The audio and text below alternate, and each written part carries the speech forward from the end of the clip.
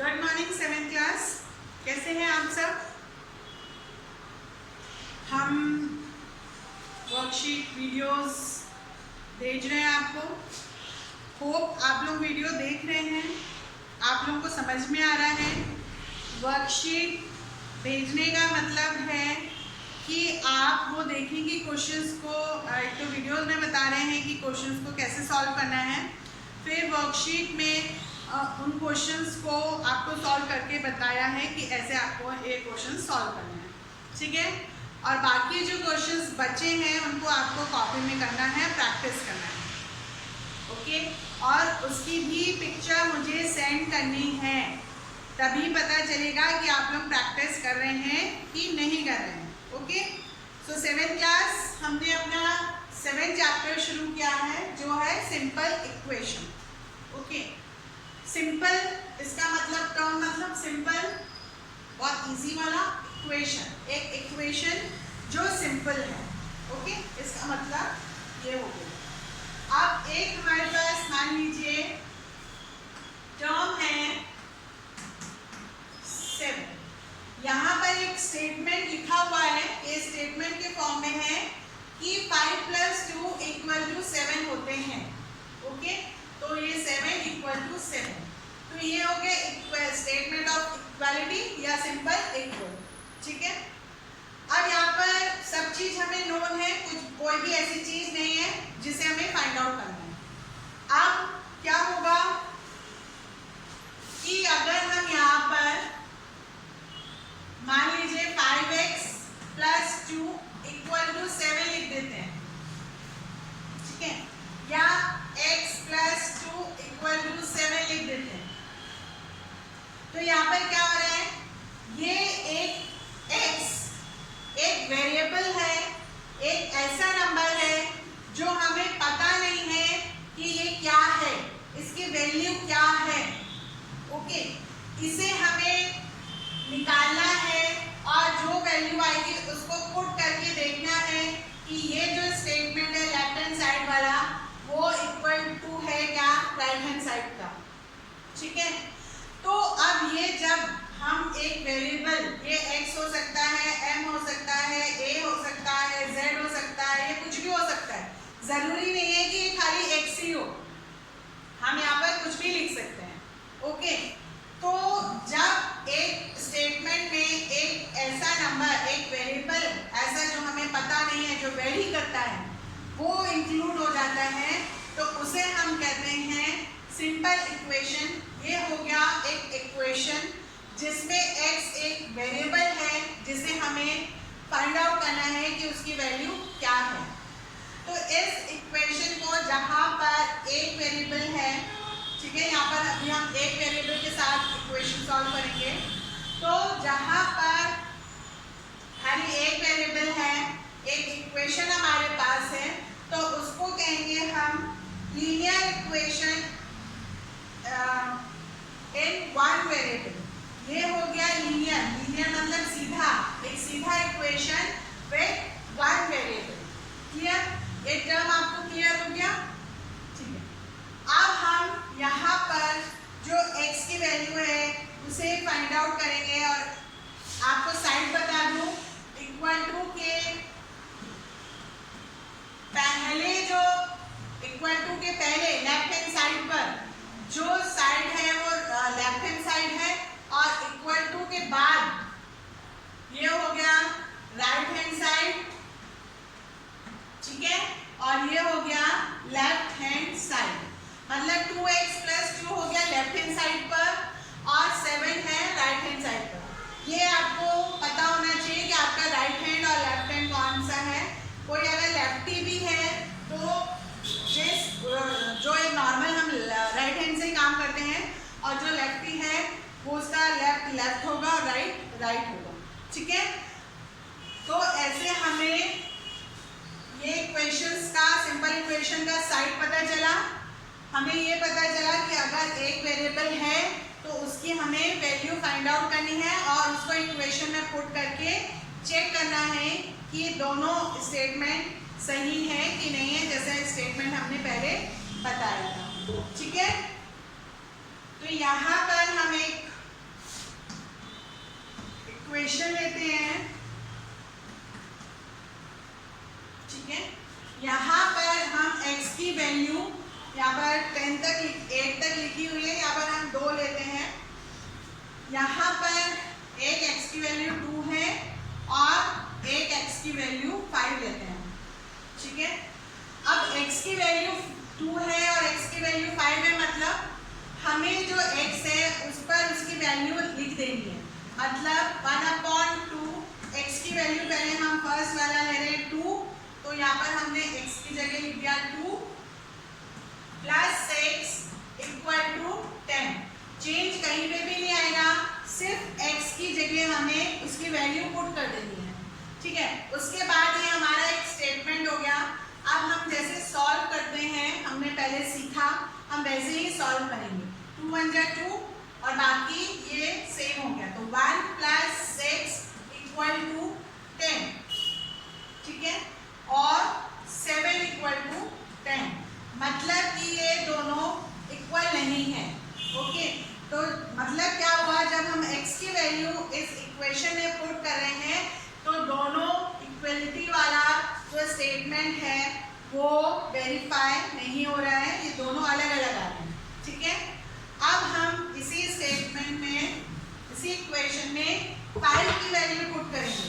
5 की value 2 × 5 + 6 = 10, okay. अब यहाँ पर आप लोगों को एक बात का ध्यान रखना है कि खाली ये मल्टीप्लाई के साथ जो है ऊपर नीचे और जो मल्टीप्लाई के साथ है वो ही कट हो सकते हैं, एक दूसरे से रिड्यूस हो सकते हैं। ये यहाँ पर 6 है, ये 2 से रिड्यूस नहीं होगा। अगर आपने इसको रिड्यूस कर दिया तो ये आपका क्वेश्चन गलत हो जाएगा, आंसर गलत हो जाएगा, ओके। तो हम क्या करेंगे, अब हम इसे, ये दोनों आपस में रिड्यूस नहीं हो रहे हैं, तो 5 मतलब 5/2 + 6 = 10। समझ में आ रहा है। अब हम जैसे सॉल्व करते हैं, हम इसका एलसीएम लेंगे नीचे, तो यहाँ पे 2 ही आएगा, ठीक है। तो यहाँ पर 2 6 जा 12/2, डिनोमिनेटर 2 ही हो गया, = 10, और यह हो गया 17/2 = 10।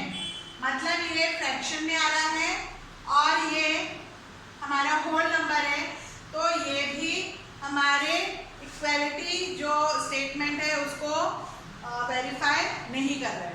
तो ऐसे अगर हमें x की वैल्यू दी हुई है, उसे हमें इक्वेशन में पुट करके उसकी वैल्यू, x की वैल्यू निकालनी है। समझ में आया आप लोगों को। अब हम अपने 7.1 एक्सरसाइज करते हैं। इसमें है जी का फर्स्ट, देखिए, verify by substitution that. Substitution मतलब जो जहाँ पर वेरिएबल है वहाँ पर उसकी वैल्यू पुट करनी है। तो यहाँ पर फर्स्ट वाला जो है y = 1 is the solution to 4y - 1 = 3। मतलब यहाँ पर हमें y की वैल्यू क्या पुट करनी है, 1। तो 4 × 1 - 1 = 3। सिर्फ वेरिएबल की जगह उसकी वैल्यू पुट करनी है और हमें अपना इक्वेशन सॉल्व करना है, ठीक है। ये हो गया 4 - 1 = 3 और ये हो गया 3 = 3। तो ये हमारा जो है ये वेरीफाई कर रहे हैं कि जो y की वैल्यू अगर हम 1 करके यहाँ पर आंसर निकालते हैं तो दोनों साइड इक्वल हो जाते हैं, राइट। अब एक हम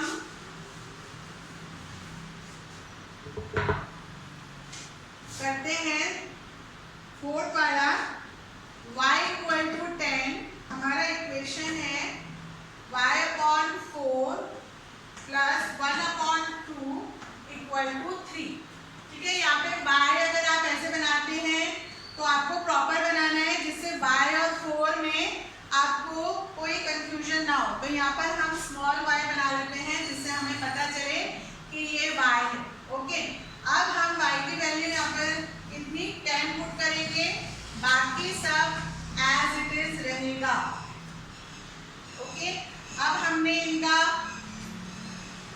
HCF लिया तो ये आ गया 4, 10 और ये हो गया 2 equal to 3 equal to 12 upon 4 equal to 3, 4 3 जा 12, 3 इक्वल टू 3।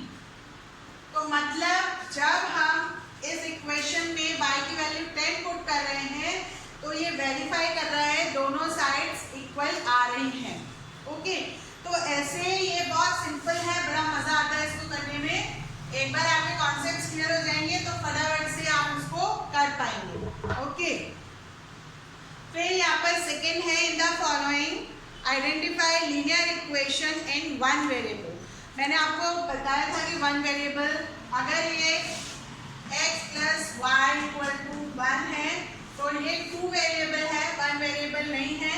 तो ये हम इसको लिखेंगे कि ये 2 वेरिएबल वाला है, 1 वेरिएबल वाला नहीं है।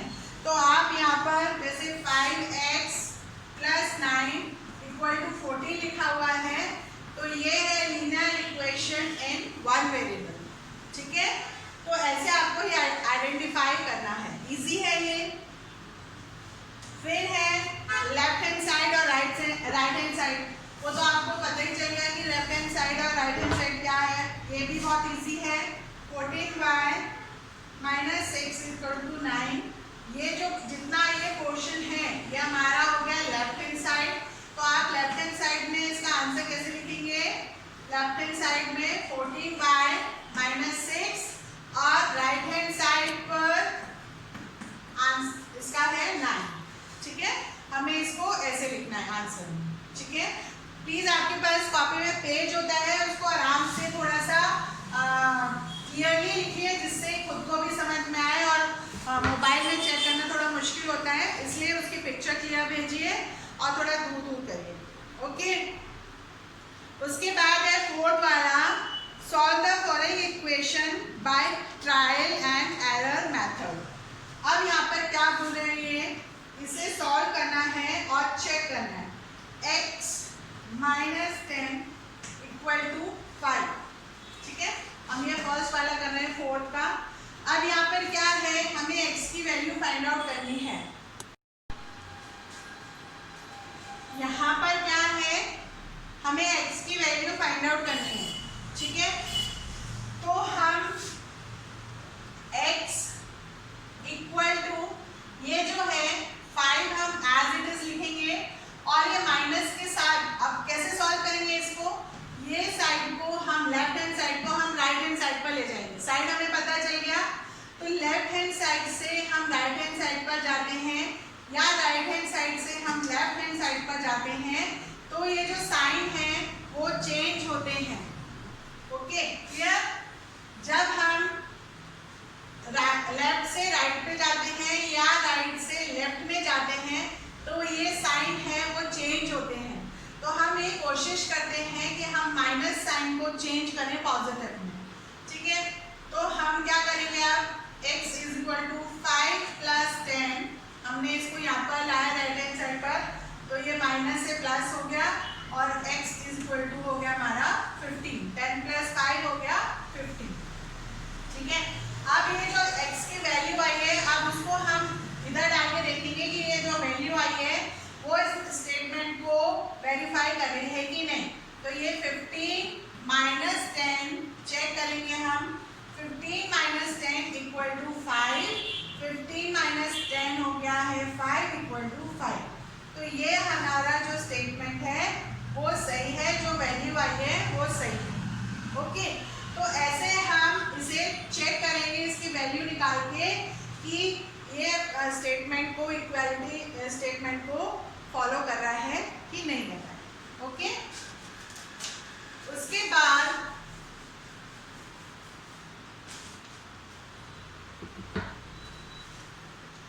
इक्वेशंस लिखने हैं, इक्वेशंस लिखने हैं स्टेटमेंट के। For the following statement. ठीक है, स्टेटमेंट मतलब क्या हुआ, एक हमारे पास स्टेटमेंट है, उसके लिए हमें इक्वेशन लिखना है। यहाँ पे फर्स्ट वाला हम देखते हैं, फिफ्थ का फर्स्ट वाला, 7 added to a number p gives 18, मतलब 7 is added to a number क्या है हमारा p में 7 ऐड हुआ और वो हमें क्या दे रहा है 18। जैसे जैसे स्टेटमेंट लिखा है वैसे वैसे आप इक्वेशन बनाते जाइए, ठीक है। सेकेंड वाला क्या है, 4 times x added to 2 gives 10, मतलब x का 4 times added to 2 है ना, gives 10, ठीक है। तो ये एक स्टेटमेंट है, आपका फिफ्थ वाले में स्टेटमेंट्स लिखा है, आपको स्टेटमेंट पूरे लिखने हैं और उसके बाद हमें उसे इक्वेशन फॉर्म में लिखना है, ठीक है। और सेम हमें इन इक्वेशन को स्टेटमेंट फॉर्म में लिखना है। सिक्स्थ वाले में हमें इक्वेशन को स्टेटमेंट फॉर्म में लिखना है, तो ये है x + 10 = 18। तो यहाँ पर क्या है, 10 is added to x और नंबर, ठीक है, gives 18। समझ आया? इस इक्वेशन को हमने ऐसे स्टेटमेंट फॉर्म में लिख दिया है, ओके। तो ये आपको लिखना है, इजी है ये। इसमें जैसे जैसे स्टेटमेंट दिया है वैसे वैसे आप इसको करते जाइए और आपका equation into statement, statement into equation ऐसे आ जाएगा, ओके। सो आप वर्कशीट में ये करेंगे जितने क्वेश्चंस हैं, बाकी क्वेश्चंस की प्रैक्टिस करेंगे और उसकी पिक्चर मुझे प्लीज़ भेजिए वर्कशीट की भी और जो आप क्वेश्चंस प्रैक्टिस कर रहे हैं उसकी भी, okay. Bye and take care.